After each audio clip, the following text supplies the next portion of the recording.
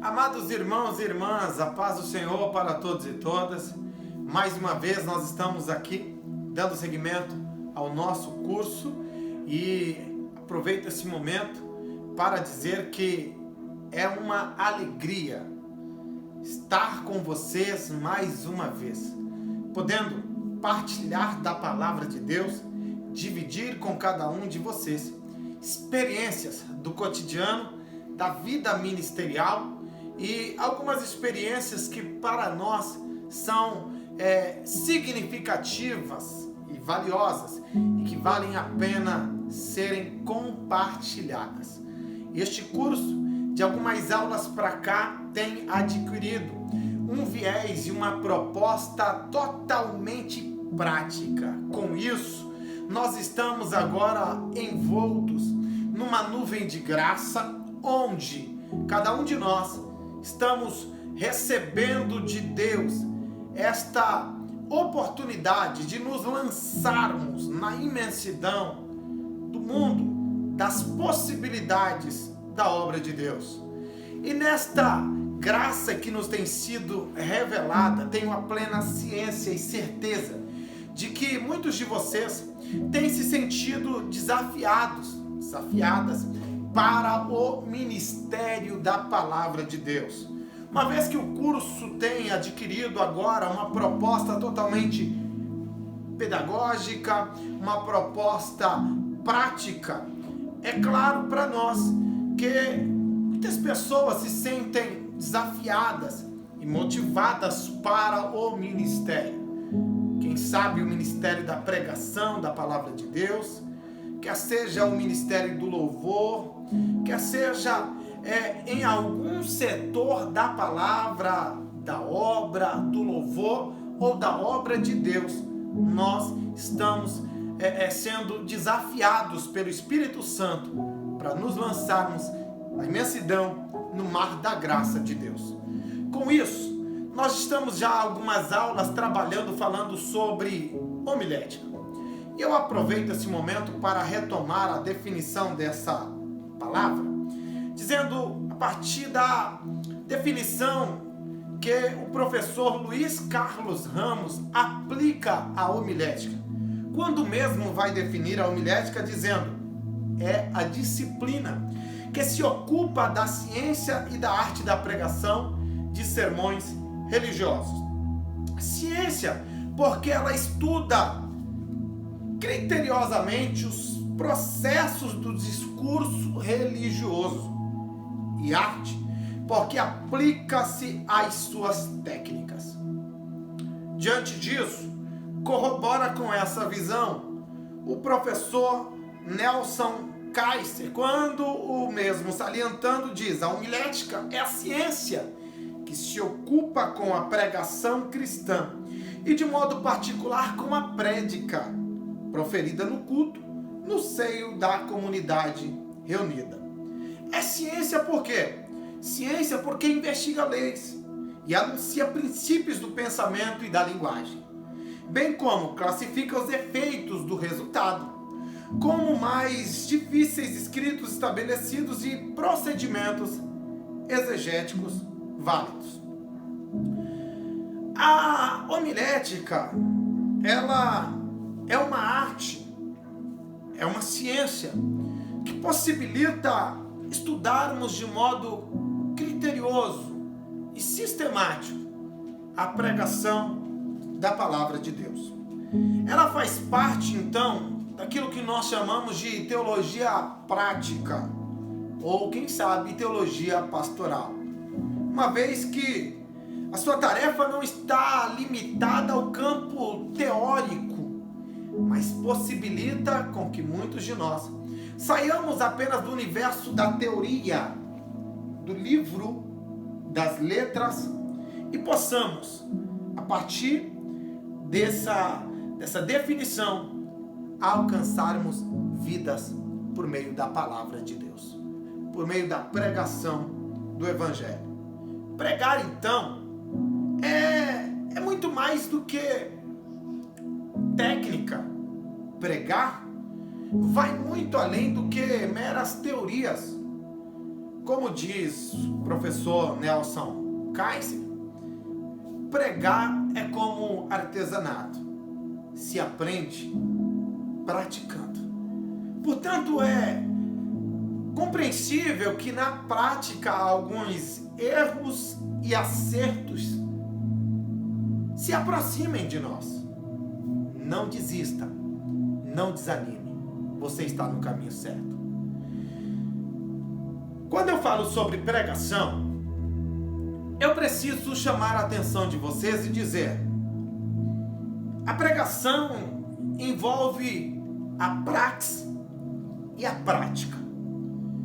E embora pareçam sinônimos, a praxis da pregação é um exercício reflexivo e prático, ou seja, quando eu prego um sermão, após entregar o microfone ao pastor da igreja e sentar na poltrona, no banco, na cadeira, eu paro para refletir sobre a mensagem que foi pregada. E na maior parte das vezes, pregadores passam pela experiência de sentir que em um momento ou em outro, ele poderia ter entrado numa outra porta hermenêutica. Quem sabe o Espírito Santo começa a elucidar pontes e caminhos diferentes de tudo aquilo que você havia organizado, de tudo aquilo que você havia definido. O que é isso? É a praxis, é refletir sobre tudo o que foi feito. Portanto, ainda que você pregue o mesmo sermão por 5, 10, 15, 20, 50 vezes, 100 vezes, o sermão jamais sairá da mesma forma como você pregou um dia anterior. Todas as vezes que você pregá-lo, o sermão recebe uma vida diferente, uma vida nova, novos adornos, né? E uma proposta consciente que faz com que o público seja abençoado e enriquecido por meio da palavra de Deus. Isso é a praxis, é refletir sobre o que foi pregado. Mas a pregação ou a homilética também é prática, ou seja, é feita no contexto do culto. Portanto, rompe-se com aquele campo de possibilidade apenas do teórico e nos leva a um campo em que nós somos obrigados e obrigadas a nos lançarmos de fato e acreditar. Então é preciso que o seminarista, o ministro, o obreiro, o jovem, o ancião acredite. E eu tenho algo para te dizer na introdução da nossa aula. A única pessoa capaz de lhe fazer parar e desistir é você mesmo. Porque saiba de uma coisa: Deus investiu pesado em você. Falando um pouco sobre a pregação, nós falamos na aula passada que um sermão bíblico precisa ter uma estrutura. E o que é a estrutura de um sermão? O que é a estrutura de um sermão que eu estou preparando para pregá-lo na igreja? Lembrando que sermão é uma definição que se aplica ao culto. É uma das possibilidades ou das modalidades da pregação. Uma vez que o sermão está vinculado ao culto, à prédica. E a pregação pode se estender muito além do culto, sair deste segmento e nos levar a um campo da internet, do rádio, da TV ou da evangelização pessoal. Quando eu falo sobre a estrutura de um sermão, eu preciso relembrar que um sermão precisa, em primeiro lugar, ter um título, uma base bíblica, uma introdução, um exórdio, a proposição, ou seja, qual o propósito da mensagem, a argumentação e, por fim, a conclusão. Se eu vou pregar uma mensagem, eu preciso me preocupar em primeiro lugar com o título. Qual o título que eu quero dar a essa mensagem? Qual o público que vai participar e ser abençoado e abençoada por esta mensagem? Qual a base bíblica que eu posso encontrar que tem de tudo a ver com essa mensagem? Que introdução posso encabeçar nesse texto que faça com que o meu público entenda onde eu quero chegar? A partir da introdução, uma ilustração sempre é válida. O meu propósito, e a partir do propósito eu quero falar para quem? Para jovens? Para irmãs? Para obreiros? É um culto de segunda-feira? É um culto de quinta? É um culto de domingo? É um culto de ceia? A partir dessa definição, o propósito se altera. A mensagem de um culto de Santa Ceia, ou a nós que estamos na semana da Páscoa, não é a mesma mensagem que eu prego em um culto de jovens. O propósito é outro. As argumentações que eu encontro para essa mensagem é outra.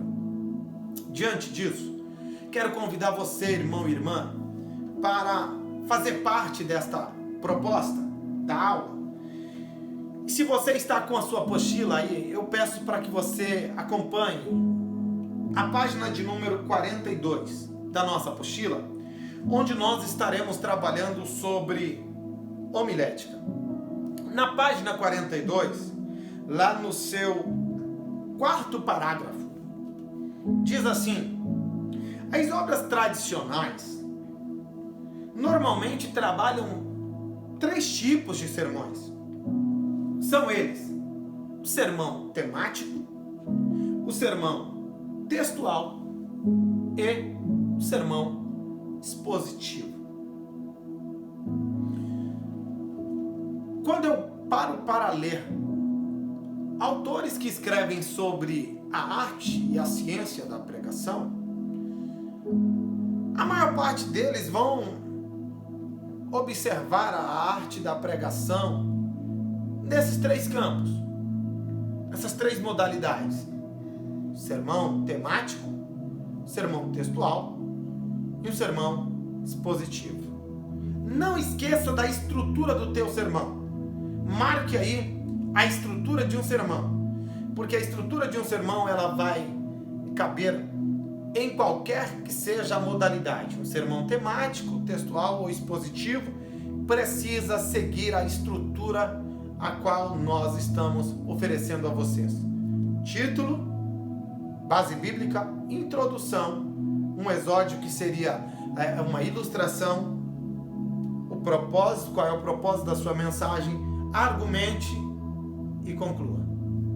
Essa estrutura cabe perfeitamente em qualquer modalidade, em qualquer tipo de sermão, seja ele temático, textual ou expositivo. Vamos observar o sermão temático? Na apostila diz assim: no sermão temático, os argumentos resultam do tema, independente do texto que fora lido. Isso para nós é de suma importância. Quando eu estou falando de um sermão temático, eu quero dizer que este sermão, todos os argumentos que eu utilizo vão resultar do tema. Qual é o tema? O Deus Todo-Poderoso. Então, os argumentos que eu vou utilizar nessa mensagem não estarão vinculados apenas ao texto que fora lido, e sim ao tema. Então, se eu vou falar sobre o Deus Todo-Poderoso, posso começar falando sobre o Deus que se revelou a Abraão, dizendo: Abraão, Eu sou Deus Todo-Poderoso. Anda na minha presença e ser perfeito. É um sermão temático, o Deus Todo-Poderoso. Se Abraão foi chamado por Deus e Deus se apresenta dizendo: eu sou Deus Todo-Poderoso, eu vou encontrar outros textos que possam corroborar com a proposta de um Deus Todo-Poderoso. Quando Deus se apresenta a Moisés e vai dizer a Moisés: Moisés, eu ouvi a aflição do povo, o seu gemido, tenho visto o seu sofrimento e desci para livrá-los. Só que o povo está no meio de um lugar em que eles estão escravizados. E o Deus Todo-Poderoso vai enviar 10 pragas. E na 10ª praga, o faraó vai libertar esse povo. Deus, a partir das 10 pragas, está mostrando que todo o poder está em suas mãos. Quando eu olho para o povo diante do Mar Vermelho, mais uma vez o Deus Todo-Poderoso abriu as águas. Quando o povo saiu e entrou na terra prometida, o povo se deparou com uma terra e o povo encontra muralhas. E o povo precisa dar 13 voltas diante da muralha. E o Deus Todo-Poderoso fez com que as muralhas viessem ao chão. E detalhe, Deus não fez a muralha cair nem para um lado e nem para o outro, senão o povo seria dizimado pela poeira. Deus abre a terra e a muralha ruiu ao chão.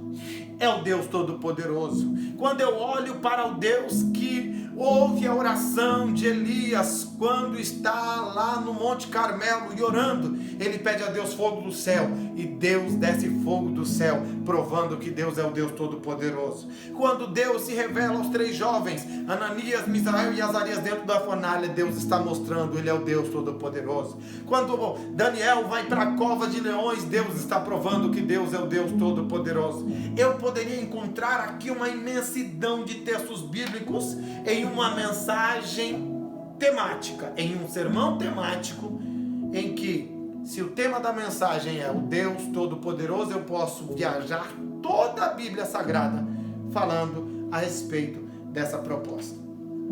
Então, quando eu falo sobre um sermão temático, eu preciso dizer a você: o sermão temático, os argumentos resultam do tema e não do texto que for lido. Então eu posso ler, salvo engano, lá é Gênesis, capítulo 17 ou 19, que Deus vai apresentar-se a Abraão, dizendo: eu sou o Deus Todo-Poderoso. Eu leio Gênesis, mas eu posso percorrer toda a Bíblia e terminar no Apocalipse, desde que a mensagem seja um sermão temático, tá?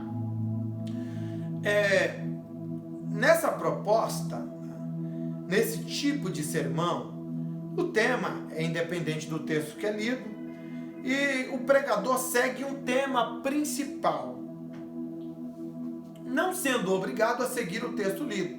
Então ele divide o tema, não o texto de onde se extraiu o tema. Vamos lá, seguindo um pouco mais, nós vamos para a segunda modalidade, ou segundo tipo de sermão, que é chamado ou conhecido como sermão textual.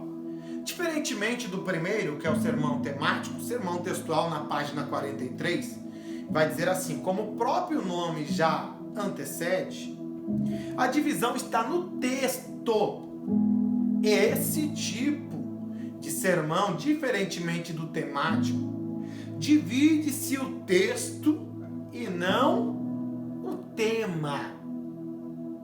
A grosso modo, é um tipo de sermão desprezado por alguns pregadores por exigir conhecimento bíblico. Uma vez que associada ao desejo do conhecimento, à vontade do pregador, esse tipo de sermão se tornará uma ferramenta eficaz para a propagação do Evangelho. Então, quando eu falo sobre o sermão textual, eu preciso destacar: no sermão textual, os argumentos resultam do texto e não do tema. Jerry Vines, ele vai afirmar assim, ele define que o sermão textual, ele é fundamentado em um ou dois versículos da Bíblia. Segundo ele, o tema e as divisões principais do sermão são extraídos do próprio texto. Charles Spurgeon, ou Charles Haddon Spurgeon, usou apenas um versículo ou uma parte do versículo bíblico em quase 70% de suas mensagens. Alguns exemplos de sermões textuais.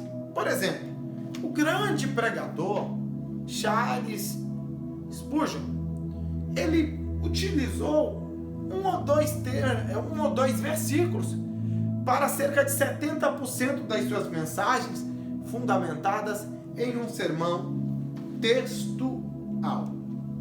Nesse tipo de sermão, os argumentos vão elencar-se a partir do texto bíblico.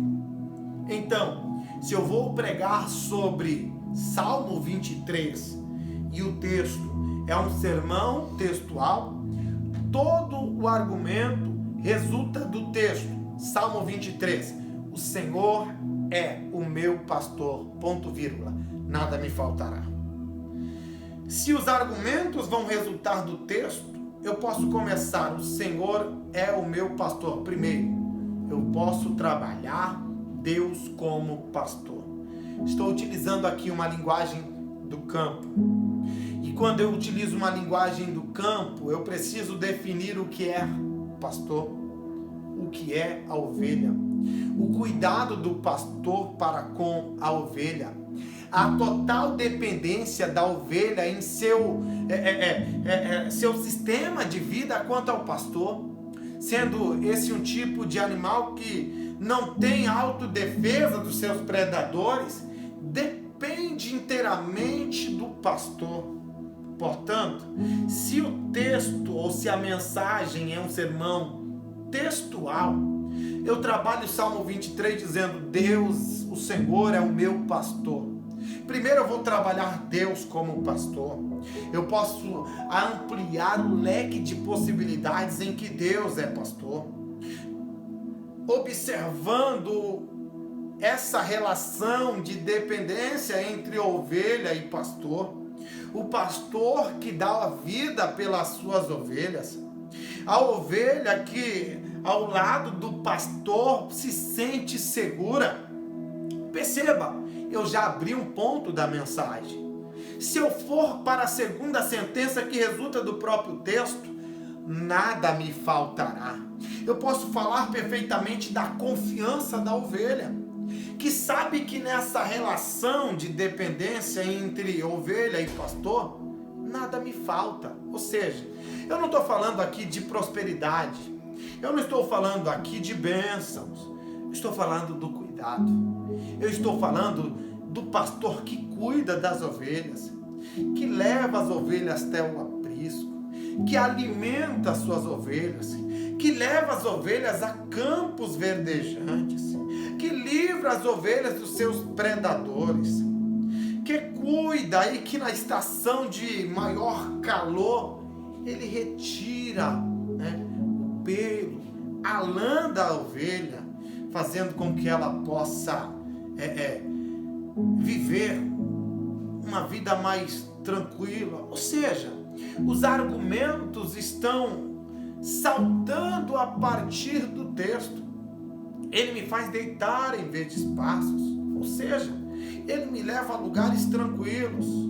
Quando eu vou contextualizar esse tipo de palavra, de sentença ao povo, eu olho para a igreja, eu posso trabalhar a relação de dependência em que a igreja precisa desenvolver diante de Deus. Uma relação de que você sem Deus está correndo perigos. Quando nós estamos andando sem Deus, corremos o perigo em mãos de salteadores. Corremos perigos no pecado. Corremos perigo quanto ao adversário da nossa alma. Mas quando estamos debaixo das asas do Onipotente, como diz o Salmo 91, o que habita no esconderijo do Altíssimo, descansa na sombra do Onipotente. Quem tem Deus como seu pastor, mesmo passando pelas situações mais adversas da vida, se sente seguro. Eu posso olhar para a igreja e eu posso dizer: lembra dos momentos mais difíceis da sua vida? Quando você pensou que não iria conseguir e você sentiu de uma hora para outra uma força extraordinária que tomava o seu coração? Era o pastor segurando na tua mão. Perceba que os argumentos estão saltando a partir do texto e não do próprio tema.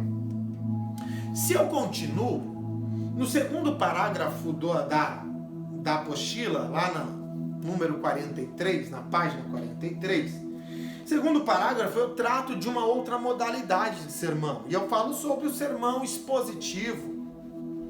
Eric, você já está enchendo a minha cabeça de informações. Calma. Daqui a pouco nós vamos a exemplos práticos.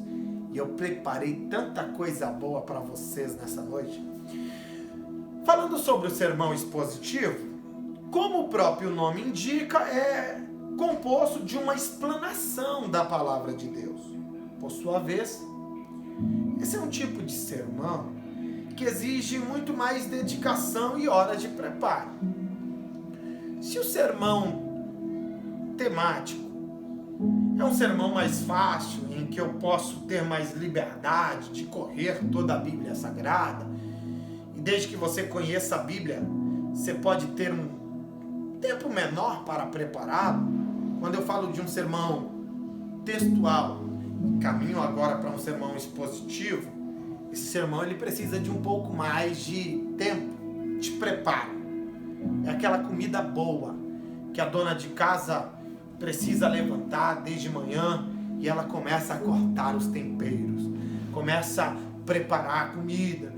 Logo de manhã, você só vai comer à tarde, mas eu já começo a sentir o cheiro. É um sermão expositivo.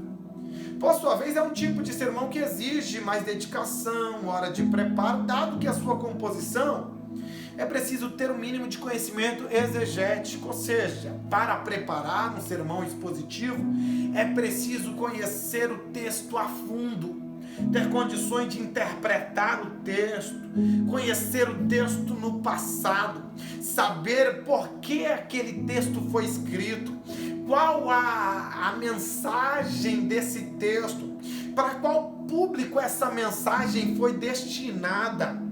Então eu olho para o texto no ontem, eu visito o texto no passado. Ao visitar no passado, eu tenho que ter conhecimento exegético do passado do texto. Para quê? Por quê? Qual a necessidade da pregação desse texto bíblico? Tá?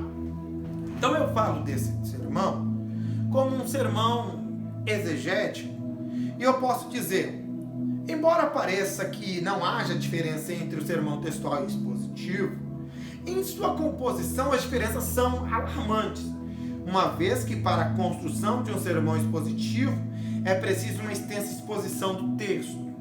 Então, se no sermão temático que nós tratamos anteriormente no primeiro parágrafo, você pode utilizar entre 1 e 2 versículos para a construção desse tipo de sermão temático, sermão expositivo não. Eu já não uso mais 1 ou 2. Eu vou utilizar na maior parte das vezes todo o texto, toda a perícope, né? Todo um contexto ali. Eu trabalho então e eu vou dizer, ou seja, enquanto o textual se permite extrair a divisão do texto, no expositivo, a longa exposição do texto, condicionada aos estudos exegéticos, dará ao pregador mais confiança na explanação da mensagem bíblica e teórica, ou teológica. No sermão expositivo, todos os argumentos vão resultar a partir dessa exposição detalhada. Vamos pensar então, se nós encontrássemos aqui um texto sagrado e olhando aqui para Mateus, trabalhando o capítulo de número 5, conhecido como o Sermão do Monte. O Sermão do Monte são palavras de Jesus, E ele começa, Jesus vendo as multidões, subiu a um monte e assentou-se, e os seus discípulos aproximaram-se dele. E Jesus, abrindo a boca, os ensinava, dizendo: bem-aventurado os pobres em espírito, porque deles é o reino dos céus. Versículo 4. Bem-aventurados os que choram, porque serão consolados. 5. Bem-aventurados os humildes, porque herdarão a terra. 6. Bem-aventurados que têm fome e sede de justiça, porque serão fartos. 7. Bem-aventurados misericordiosos, porque alcançarão misericórdia. 8. Bem-aventurados limpos de coração, porque verão a Deus. 9. Bem-aventurados pacificadores, porque serão chamados filhos de Deus. 10. Bem-aventurados que sofrem perseguição por causa da justiça, porque deles é o reino do céu. 11. Bem-aventurados sois vós, quando vos insultarem e perseguirem, e mentindo disserem todo mal contra vós, por minha causa. 12. Exultai e alegrai-vos sobremaneira, pois é esplêndida a vossa recompensa nos céus, porque assim perseguiram os profetas que viveram antes de vós. Estou falando ainda de um sermão expositivo, e como sermão expositivo, os argumentos resultam de uma bela exposição. Escolhi esse texto de modo propositado para que você possa estudar em sua casa. Por exemplo, quando o versículo 3 de Mateus capítulo 5 vai dizer: bem-aventurados pobres em espírito, pois deles é o reino do céu. Essa palavra pobre de espírito, o que ela quer dizer? Tá aí uma boa tarefa para a sua pesquisa. Quando ele fala sobre os que choram, porque serão consolados, a que se refere? Que tipo de pessoa? Quando fala os que têm fome de justiça, o que significa a fome de justiça nesse texto, nesse contexto? Quando ele fala sobre misericordiosos ou limpos de coração, lá no versículo 8, o que significa ser limpo de coração? Quando fala sobre ser pacificadores, no versículo 9, o que significa ser pacificador? Que palavra é essa? Quando eu penso sobre ser pobre de espírito, quando eu penso sobre pessoas misericordiosas, pessoas limpas de coração, pacificadoras, ou aqueles que sofrem perseguição por causa da justiça. O que significa sofrer perseguição por causa da justiça? Será que tais pessoas a que o texto está querendo se referir, pessoas que sofrem perseguição, pode ser aqueles que pregam a palavra de Deus e são perseguidos quando estão em pleno exercício da pregação da palavra, ou aqueles que lutam contra a injustiça, aqueles que lutam pela construção de um mundo melhor, pessoas que dão a vida em prol de uma causa, pessoas que dão a vida em prol de uma sentença e são perseguidas, muitas delas chegam a morrer. Quando eu penso pessoas que deram a vida em prol de uma causa, que sofreram perseguição, né? Eu olho e a história recente está repleta de pessoas que sofreram perseguição. Se eu olho para a história da África do Sul, eu não posso esquecer de Nelson Mandela. Que tipo de contribuição Nelson Mandela trouxe ao mundo e à África do Sul, mesmo sofrendo perseguição, e lutou por justiça. Quando eu olho para a história dos Estados Unidos da América, e eu lembro do pregador, pastor batista, negro, que sofreu contra a injustiça nos Estados Unidos, e que ao sofrer, ele entrega a sua vida em prol de uma causa.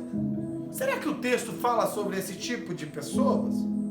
Então, quando o texto quer falar que eu sou um bem-aventurado, o que significa ser bem-aventurado? Vamos lá. Bem-aventurado significa, então, pessoas mais do que felizes. Ou seja, e aí Jesus vai dizer, se você for perseguido em nome da justiça, se considere mais do que feliz. Portanto, as pessoas que, quando são perseguidas porque fazem a obra de Deus e querem desistir e desviar o foco, essas pessoas têm que se alegrar. Se você está sendo perseguido, se você está sendo caluniado, se estão afrontando a sua vida por causa da justiça, você é mais do que feliz. Você é um bem-aventurado. E aí Jesus vai dizer, alegre-se, exulte, porque você tem galardão no céu. Então a mensagem não é Deus vai remover o sofrimento. A mensagem não pode ser Deus vai aliviar a sua carga. Pelo contrário, a mensagem é Deus tem guardado, Deus tem concentrado, Deus tem preparado galardão para a sua vida. Então, quando eu falo sobre um sermão expositivo, surgem algumas perguntas. O que significa ser pobre de espírito? O que significa pessoas limpas de coração? O que significa ser misericordioso? Ser um pacificador? O que significa sofrer pela justiça? Estude sobre isso. E quando você tiver todas essas perguntas solucionadas, você está no campo, no caminho, para preparar um sermão expositivo. E aí você vai precisar, às vezes, de um belo dicionário bíblico, um belo dicionário do grego, um belo dicionário da língua portuguesa, um dicionário hebraico, um dicionário teológico. Você vai precisar de algumas ferramentas. E você vai perceber que para cada palavra, quando você vai pesquisar o que é ser pobre de espírito, eu preciso de um dicionário bíblico, eu preciso de um dicionário teológico, eu preciso de um dicionário grego, eu preciso de um dicionário hebraico, eu preciso de um dicionário da língua portuguesa. Perceba o tempo que você vai gastar. É a mulher que levanta logo pela manhã em busca de preparar alimento para sua família. O alimento só vai sair à tarde, mas ela está preocupada em preparar alimento logo de manhã. E ela começa a gastar tempo em prol da comida. Quando alguém come, vai dizer que comida gostosa. O cheiro da comida me encanta. O cheiro da comida logo de manhã desperta os filhos, o esposo e a família. Vai em busca daquele cheiro. E o tempero faz com que pessoas levantem antes do horário programado para saber o que está fazendo, o que a mãe está preparando.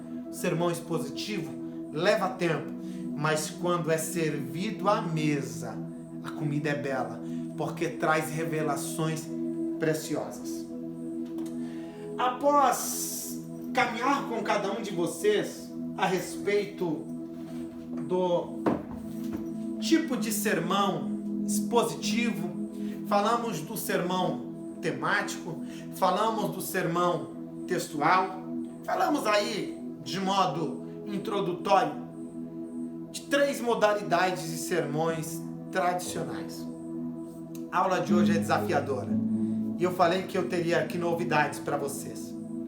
Eu queria te convidar a partir desse momento a você encontrar o melhor cômodo da sua casa, encontrar o seu espelho, porque a nossa atividade dependerá agora de um espelho. E aí você vai encontrar o seu espelho. Coloque o espelho na sala da sua casa. A melhor seria se a sala estivesse lotada. Ninguém sabe de nada. Tá todo mundo vendido de alegre. Você vai chegar com o espelho. Imagine que agora eu cheguei com o espelho no meio da família e eu coloquei o espelho lá no centro da casa. O espelho está preparado. Você vai olhar para esse espelho. Eu estou lhe convidando para fazer isso, hein? Não traia o professor. Olhe para o espelho. Olhando para o espelho. Se ajeite, encontre uma bela posição, estufe o peito, aponte para o espelho e diga: eu serei, com a graça de Deus, o melhor pregador que a história recente já viu. Melhore isso. Eu serei, com a graça de Deus, o melhor pregador que a Assembleia de Deus do Brás já ouviu. Vamos aperfeiçoar isso. Eu serei, com a graça de Deus, o melhor pregador que o Vargem Grande já ouviu. Quando eu convido você para tomar uma decisão como essa, é óbvio que muitos de vocês terão vergonha de se deparar diante do espelho e pegar a família de surpresa e de repente começar a falar em voz alta, como alguém diria: tá biruto da cabeça, que remédio essa pessoa tomou? E aí você chega na família dizendo: eu serei com a graça de Deus o melhor pregador do mundo, eu serei com a graça de Deus o melhor pregador da Assembleia de Deus do Brás, eu serei com a graça de Deus o melhor pregador do Vargem Grande. O que eu estou querendo fazer com isso é mostrar para você que na arte da pregação, a primeira barreira que você precisa vencer é você mesmo. A primeira barreira que você precisa enfrentar é você mesmo. Enfrentar as barreiras, enfrentar o seu medo, enfrentar os seus monstros, enfrentar os seus complexos, enfrentar os seus medos. Olhar para si e saber que, embora você ainda está numa construção bíblica, numa construção teológica e numa jornada ministerial, você está no caminho certo. Quem sabe você tem carcoedes, muito muito glória a Deus, muito aleluia, fala muito em línguas estranhas quando pega no microfone, erra S, erra muito R's. O seu português ainda está um português, quem sabe, vulgar ou vulgarizado. E aí você olhar e dizer: não seria uma certa prepotência? Não, você está no caminho certo. Olhar para o espelho é imaginar que o espelho ele revela algumas coisas para nós. Quando eu olho para o espelho ele traz uma imagem de coisas que às vezes eu não gostaria que ele revelasse. O espelho revela as nossas aparências. O espelho revela cansaço representado no rosto. O espelho revela as nossas expressões. O espelho não mente para ninguém. Poderia pegar aqui e pedir licença às mulheres que fazem parte do nosso grupo. E aí às vezes a mulher ela está lutando para manter aquele corpinho esbéltico e ela quer ter um corpinho magro. E talvez o maior inimigo da mulher em alguns momentos é o bendito espelho. Porque o espelho mostra as ondas, o espelho mostra as rugas, o espelho revela as imperfeições. O espelho, ele mostra a seriedade no olhar. E eu diria, o espelho tem condição de revelar o sentimento da alma. O mundo hoje está repleto de espelhos. E quando eu olho no espelho, o espelho revela muitas coisas que nós não gostaríamos de nos depararmos. Então, quando eu peço para você olhar no espelho, colocar o espelho no centro da sua casa e dizer: eu serei o melhor pregador, a primeira tarefa é fazer você acreditar, é fazer você comprar ideia para você mesmo, é fazer você acreditar que você será ou é, porque quem será não é. Você é o melhor pregador que a história recente já ouviu.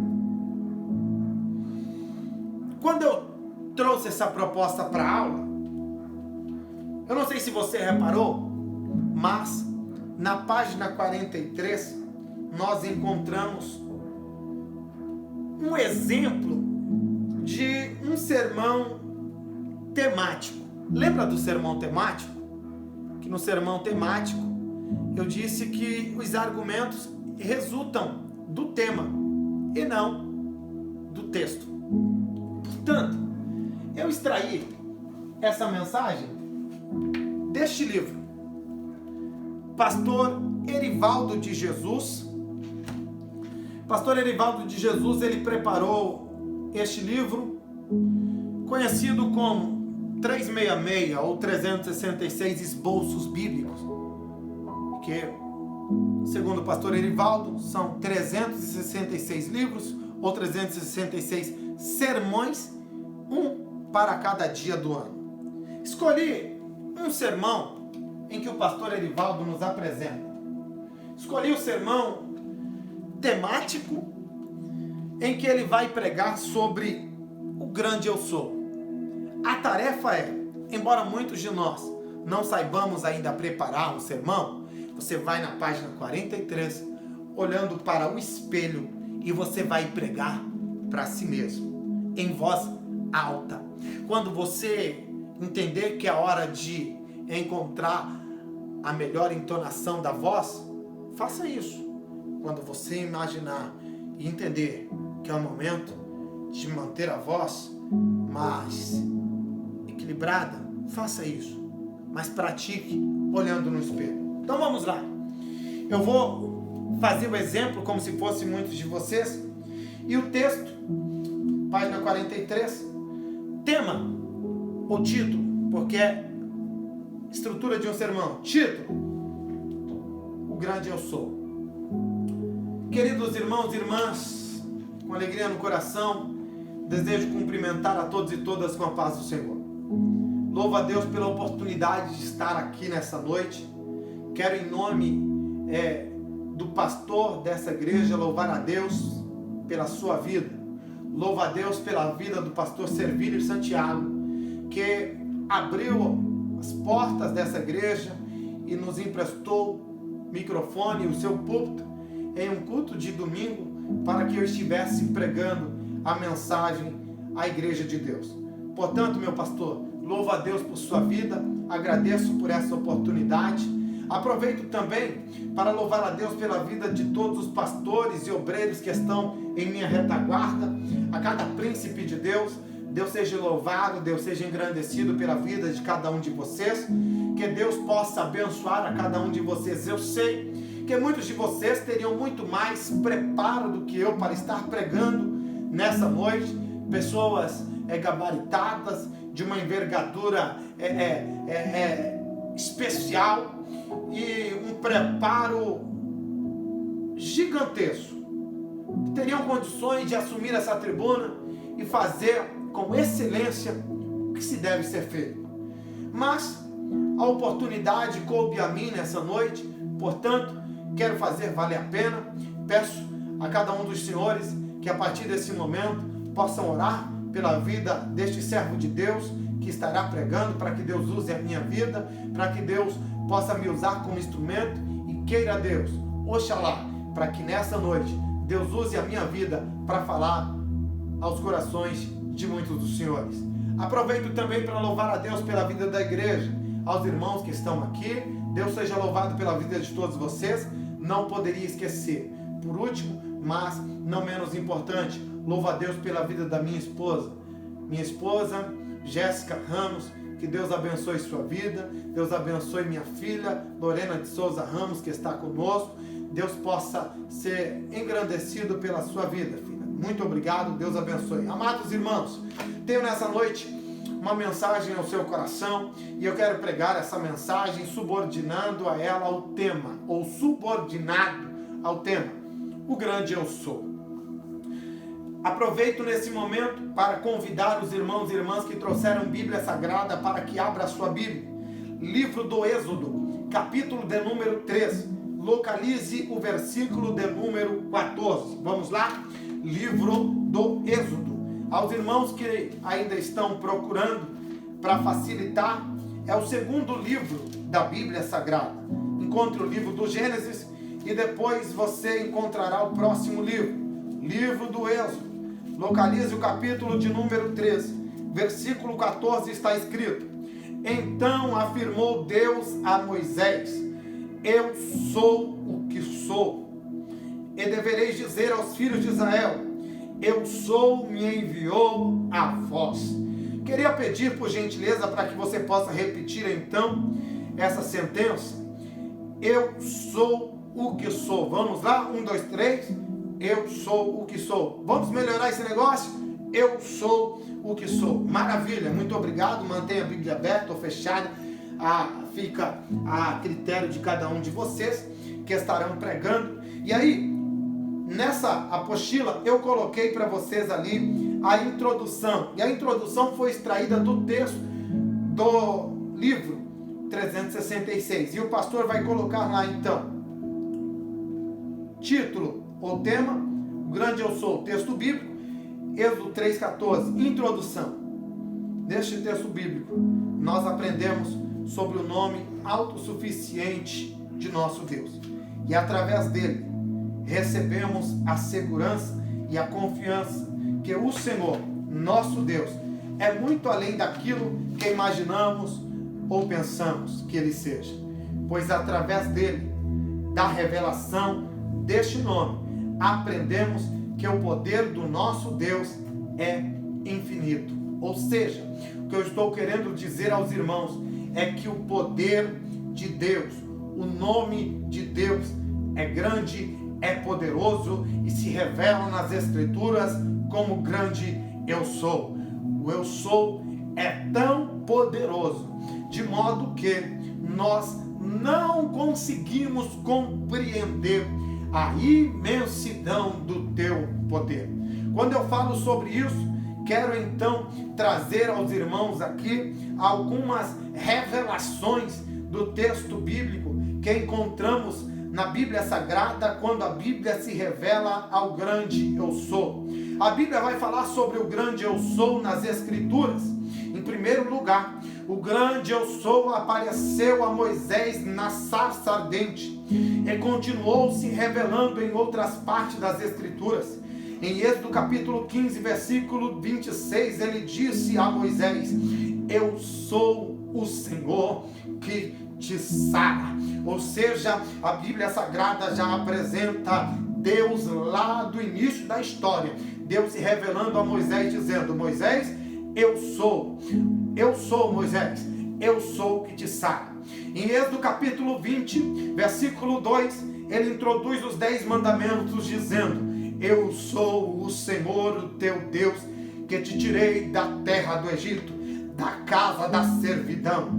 Eu tirei a vós, eu resgatei a vós. Aqui eu posso mergulhar no texto bíblico. Lembra de onde eu te tirei, lembra quem você era, lembra de onde você estava servindo como escravo, ninguém lhe dava nada, ninguém lhe dava nome, ninguém lhe dava status, ninguém lhe dava moral, mas o eu sou te visitou. Terceiro, somente no capítulo 19 de Levítico, ele repete por cerca de 15 vezes as expressões: eu sou o Senhor, vosso Deus, eu sou o Senhor. Quarto, em Levíticos 20, verso 8, ele vai dizer: guardai os meus estatutos e cumpri-os, eu sou o Senhor que vos santificou. Quinto, em Deuteronômio capítulo 32, versículo 39, ele diz: vede agora que eu sou, eu somente, há mais nenhum Deus além de mim. Em Isaías capítulo 43, versículo 13, ele diz: ainda antes que houvesse dia, eu sou, e ninguém há que possa fazer escapar das minhas mãos, porque operando eu, quem impedirá? Se eu quiser, esse texto ou essa sentença é especial porque abre a minha possibilidade de olhar para o povo e aplicar essa mensagem num contexto familiar. Quando Deus quer agir, ninguém pode impedir. Se Deus quiser salvar, ninguém pode impedir. Se Deus entrar na tua casa, na tua família, no teu ministério, no teu casamento, nos teus filhos, ninguém poderá impedir, ninguém poderá deter o agir de Deus. Deus é fiel, Deus é poderoso. E aí você mergulha o texto, faça com que essa mensagem possa ter sentido, trazer sentido à vida da igreja. Então você começa a mergulhar no texto, fazendo com que esse texto possa encontrar razão para que as pessoas tomem esse texto de empréstimo. Perceba que eu ainda estou longe de concluir a mensagem. E ele vai continuar então. Sétimo, em Isaías 43:15 ele diz: eu sou o Senhor, o vosso santo, o Criador de Israel, o vosso rei. 8. Em Isaías 44, 6 ele diz: assim diz o Senhor, Rei de Israel, seu Redentor, o Senhor dos Exércitos: eu sou o primeiro, eu sou o único, e além de mim não há outro Deus. 9. Em Isaías 45, 22 ele diz: olhai para mim e sede salvos, vós, todos os limites da terra, porque eu sou Deus e não há outro. Olha outra possibilidade para você mergulhar nesse texto, fazer com que esse texto traga sentido para a vida de outras pessoas, e aí você encontra onde você entra, onde você sai, quando ele toca, e esse texto tem que fazer sentido para as pessoas que estão te ouvindo. 10. Em Gênesis 15, 1, ele já havia dito a Abraão: não temas, Abraão, eu sou o teu escudo, o teu grandíssimo galardão. 11. Em Gênesis 17, 1, ele novamente se apresentou a Abraão dizendo: eu sou o Deus Todo-Poderoso, anda na minha presença e ser perfeito. 12. Em Apocalipse 1:8, ele revela a uniformidade da Bíblia, do Gênesis ao Apocalipse, e se apresenta em João, na ilha de Patmos, dizendo: eu sou o Alfa e o Ômega, diz o Senhor Deus, aquele que é e aquele que há de vir, o Todo-Poderoso.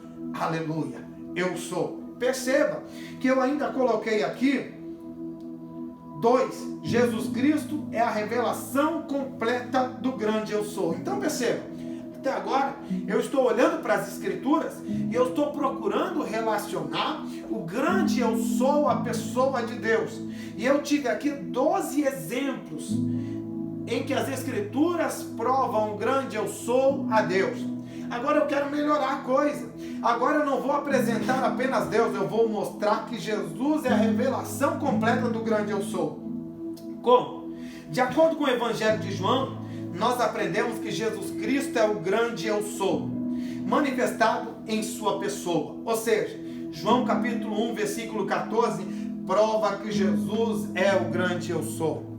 Jesus como o grande eu sou revelado nas Escrituras. 2. Em João capítulo 4, versículo 26, ele diz: a mulher samaritana: eu sou.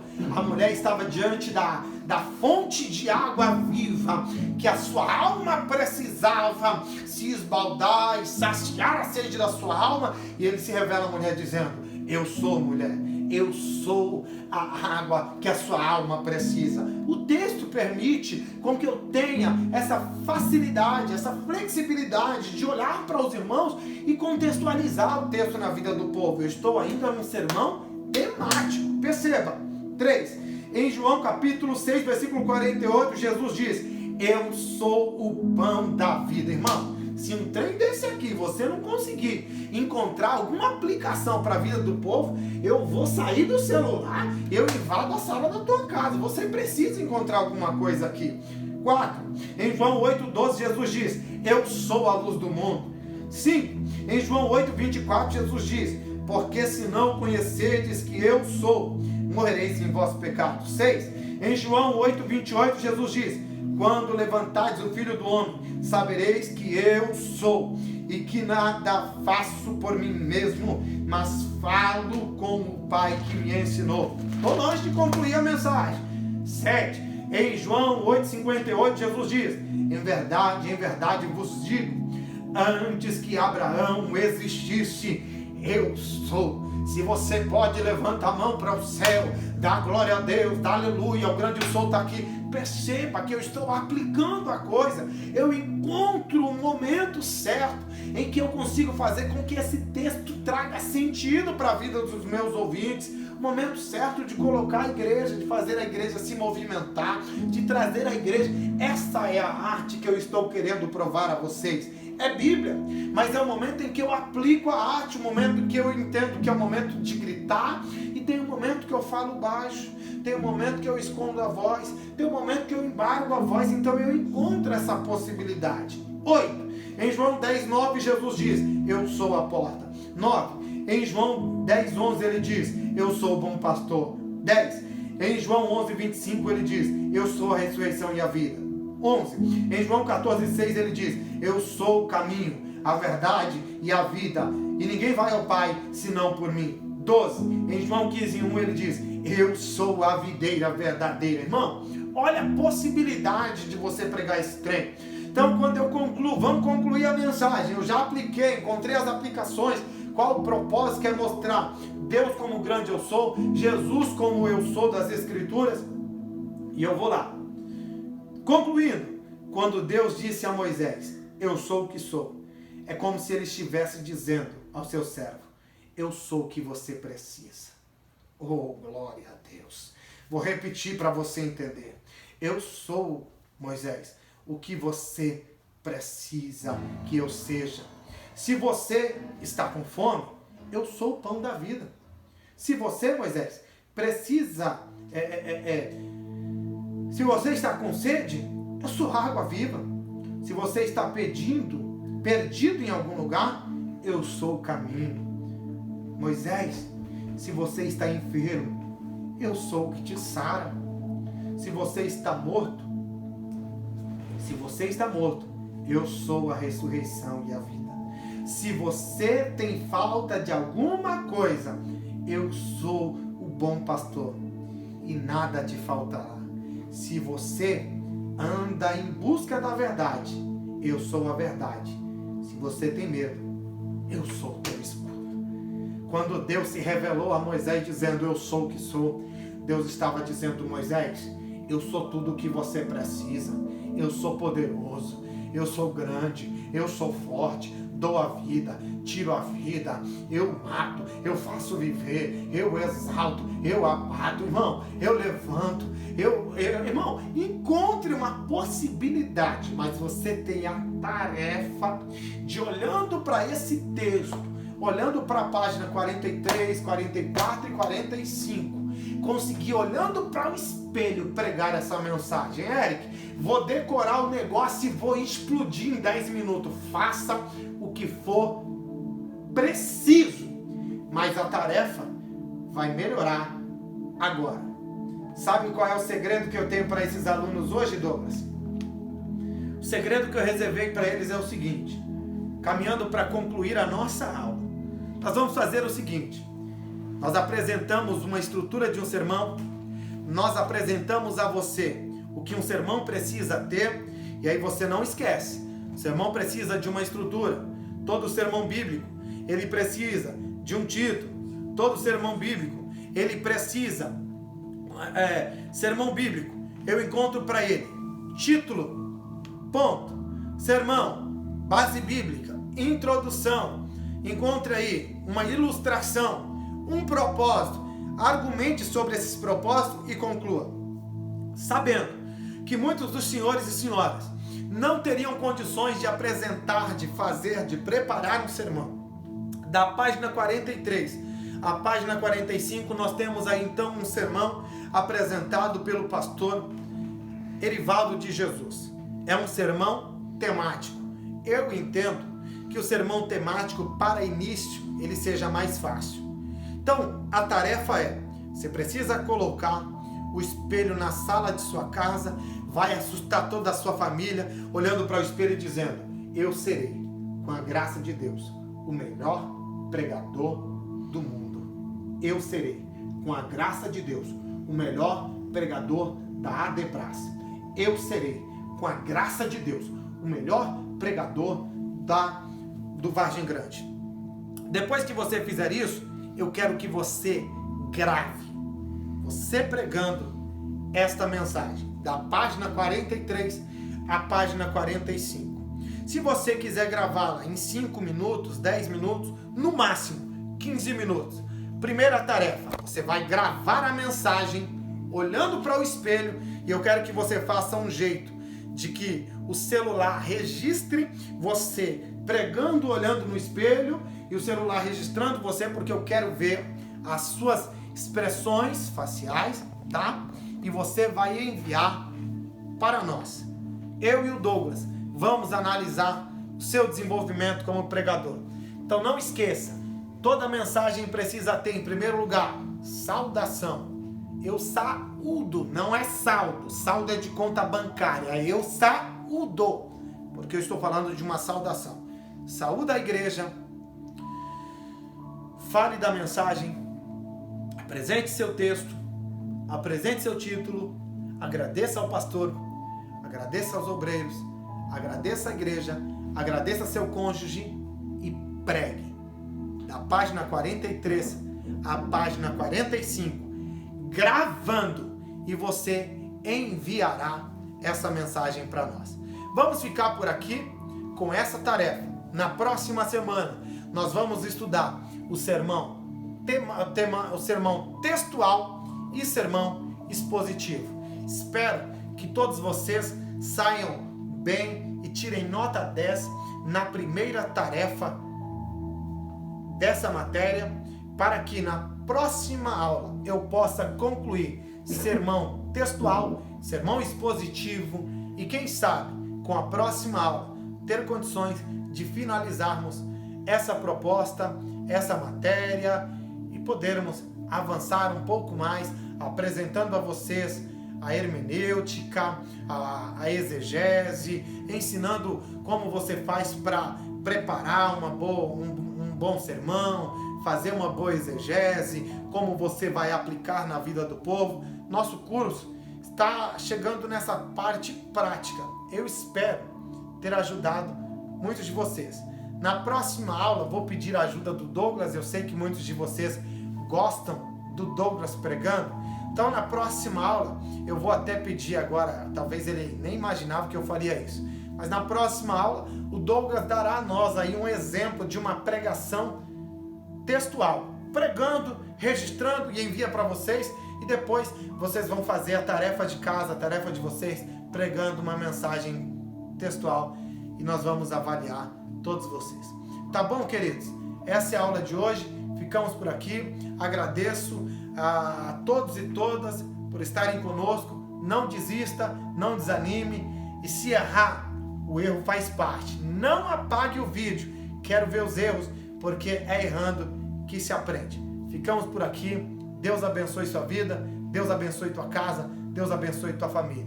Até a próxima aula, até a próxima semana.